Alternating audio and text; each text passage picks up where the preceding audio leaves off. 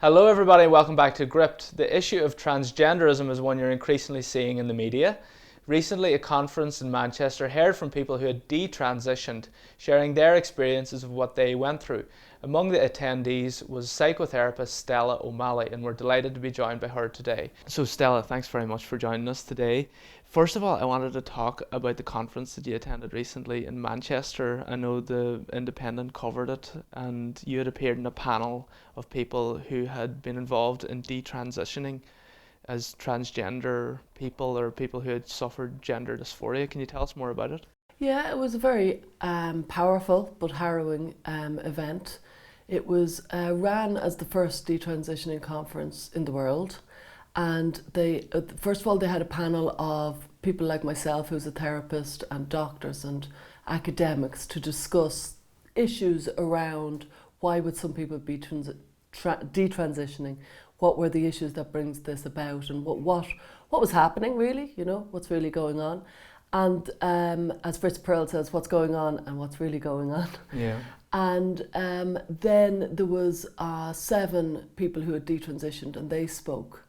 And it was very powerful. 2 of them didn't want to be videoed, so they spoke first of all, and then 5 more.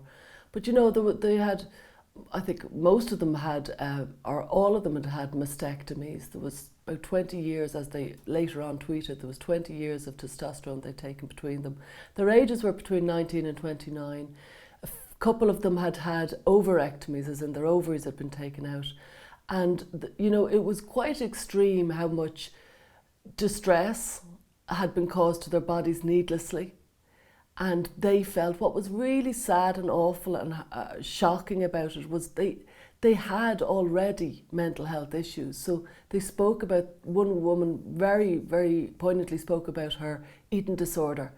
And she said, and when I had my eating disorder, I was given great care, and my parents gave me great care, and the professionals gave me great care. 6 months later, I had gender dysphoria, and within months I'd had a mastectomy. And when I left the clinic for the mastectomy, in my hand I had a leaflet for phalloplasty. So it was like the clinics were almost selling her, excuse me, further surgeries. And she contrasted it with her eating disorder care, and it was very different. And it raised an awful lot of questions. And I know there was a certain amount of pushback against the conference even taking place. There was people who questioned whether that discussion should be allowed. Yeah, I think all discussion should be allowed. I think if we're a mark of a progressive society is to talk, and to talk to people that you don't agree with, because that's where you get actually solutions. So for example, I'm talking with you, and I believe our values would be very different, and our politics would be very different. But I think that's exactly who should be talking to each other. I don't think, there's no point in me hanging around with all the people that I agree with, and we all say we're great. I think you have to keep on talking and talking, because if you don't talk, we don't have anything else. We've only got violence or talk. I'm not sure what else there is to resolve situations. And as a psychotherapist, I'll always go for talk. And you have a certain amount of personal experience in this area of gender dysphoria. Yeah, when I was a kid, I was born in 1974, and when I was a kid, from the ages around about 3 to around about 10, I'm loose on the ages because I'm not sure exactly, I had what would be now described as gender dysphoria. Back then there was lots of different names. The diagnosis of gender dysphoria has gone through a huge amount of changes and different monikers as the years have gone by.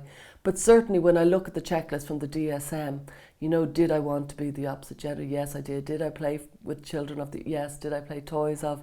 Did I wear clothes of? Did I just, basically I had a very intense, very weird at the time, because I didn't really have the tomboy experience, and people later on when I grew older would say, oh yeah, I was a tomboy too, and I'm like, yeah, no, I was way beyond tomboy.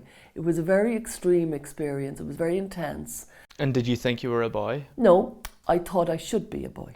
Right. And I thought if the planets and if God and if everybody was right, I should be a boy. I'd be better as a boy. Me would be better as a boy. And then did that mindset naturally just change? Not very naturally. Well, I suppose naturally insofar as puberty kicked in, and that's why I speak so strongly about puberty blockers, because puberty, while it was a wreck for me, it was really difficult and it was very distressing and traumatic. it was the thing that brought me out of it, because I realised I can't fight nature. I realised nature was so much bigger than anything I had, that I could insist and insist and insist all I wanted, but there was something bigger out there which was basically changing my body as days went by, and that basically I, as slowly but surely, moved out of it. And now, by the way, it never came back. By the time I hit my teens, there wasn't any of it left. I'd kind of accepted who I was. I was a very boyish teenager, but I was kind of... You were content? Well, content. I was nowhere near content. Is there a content teenager out there? I wasn't dwelling on I should be a boy. I remember when I was a kid, everybody used to ask me, are you a boy or a girl? I was very non-binary at the time, because I'd say, yeah, which meant nothing. Are you a boy or a girl? Yeah, because I wouldn't answer either. I was funny. And then I'd say I'm a boy, and I didn't know where I was. So where is all of this coming out of? Because it seems to me that this wasn't an issue when I was a child. It wasn't ever discussed. Maybe some people went through something similar to what you went through, but there seems to have been an explosion recently in the number of cases. I think there were figures in Loughlinstown showing a 2,000% increase in these cases in the past 10 years alone. Mm-hmm. So as a psychotherapist, how do you see that? That's a huge question. I think it's kind of well documented that different conditions come and go. So, you know what I mean, like maybe 10 years ago, there was maybe much more commonplace, or 20 years ago, eating disorders were very, very common. And I'm not saying they aren't common, but they were at their height. And different conditions over the thousands of years, it's been noticeable there's been a phenomenon of. But is there something in it to do with the power of suggestion, whereby if this issue is given much more attention, as it is now, and a lot of media limelight, that perhaps that has an influence on the mindsets of young people? Like I said, it's a big question, so it has a big answer. What I just said there, the phenomenon, that's just one fraction of the reason. Another part of the reason would definitely be that it's in the news and people are being asked, and it powers suggestion, like you said. People are trying to figure out their gender, especially I do think, and a lot of the detransition people at the conference kind of basically emphasised that point, that they were internalising their own homophobia, that they were lesbians, they didn't want to be lesbians, and they would rather be a man than be a lesbian. And that was a big subject that came up in the Detransitioning Conference.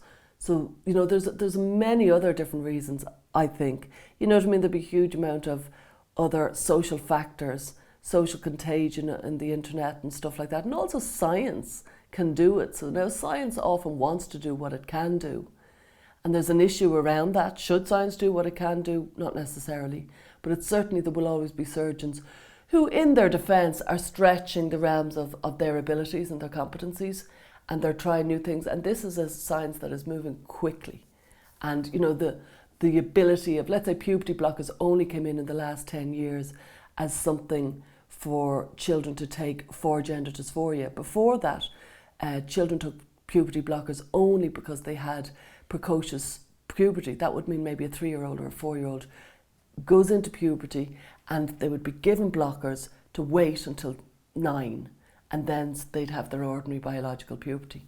But they've started to use puberty blockers in a different way now in the last 10 years or so, and they use them for children who don't want to go into puberty at the right age, who are healthily and naturally and biologically going into puberty, but it's being stopped because they don't want to do it, because they want to change in the future. And there's huge moral issues around that. And you and a few others are flashing warning lights about all this, and it's fair to say, I think, we're going into unknown territory. This has never been done before in the history of mankind, where people attempt to stand in the way of natural processes. So, is there an end goal in terms of where this is headed as you see it, or? Well, it's not the first time that we've started to stop natural processes, because they do, like cancer, it could be argued as a natural process that is stopped medically. There's an awful lot of ways that science intervenes in the human body, for good or for bad, but it does do it. Mm-hmm. And this is another example. Is there an end point? I think that for some people the end point is that children declare their gender as often and as soon as they wish, and we affirm that, and we use whatever science offers us to bring that about. And some people, like myself, would say, I would be more interested in maintaining and protecting the freedom of childhood and the freedom to be able to kind of shoot your mouth off as a child, the freedom to have very strong wishes and your parents to protect you from any irreversible decisions. Because I do think when a lot of these children are in their 30s, that their issues around infertility won't really hit home until then. They don't care about it. I was told I was infertile. I haven't, but I was told I was infertile when I was 25. I didn't care. But when I was 32, I was having a baby and I was like an earth mother. So a huge change happened. And these kids have been told, like people I've met, they've been told at 12, if you take these puberty blockers, you will very likely go on to a kind of a route, a medical route that could lead to infertility and also impaired sexual functioning. And they're like, I don't care. Of course they are, they're children. And I think we should protect children. So for adults who want to transition from one gender to the other, are you of a different opinion then? Yeah, I would support adults to transition if that's what they want. I'm fundamentally liberal. I know you mightn't agree, but I am. And I think we have to let people do what they need to do because we don't know better. And I just don't believe anybody else knows. You're the expert of you and I'm the expert Well, of if we me. take that philosophy that we don't know better, could we say that to an anorexic person as well, that we don't know better and we need to indulge them in their thought process that has led them to believe that they're incredibly overweight or that they're ugly or that they need this? Because that would be incredibly harmful to their health. And similarly, allowing them to transition often is as well. Well, it can be, but it can also have some people who are very happy. It's not quite the same analogy with anorexia, because with anorexia, if they wanted liposuction or something, it's fundamentally going to be bad for them. While there are reports, a lot of reports of trans people, some of them are very, very happy.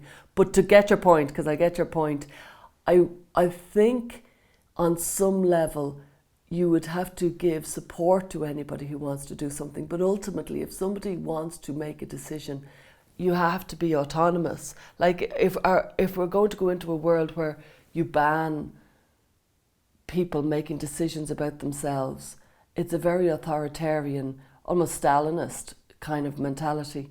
And I think we don't know yet what is right and what is wrong. It's interesting you take that approach, though, I have to say, because I would have thought that there's always been things that are beyond the bounds, beyond the pale for each of us. That's the purpose of law, is to try and restrict harmful behaviour. So that's why there's a ban on drink driving. For instance, that's why there's car seats that we're obliged to use. Good points. And also for very psychiatric people who would be a danger to themselves or to others, they're effectively made protected. I don't quite see it as the same because of the fact that there are some people, and I've met them, who are just so happy that they transitioned. So I think it makes it a little bit more complex and so a little bit harder to shape the policy around it. I do think if somebody wants to die by suicide and if they are very sick and that is their position, while I'd like to help them and I'd like to intervene and convince them that there might be another road, they could convince me otherwise, and I'm perfectly willing to be convinced. yeah, and hopefully we'll have you back to have that discussion at some stage on euthanasia.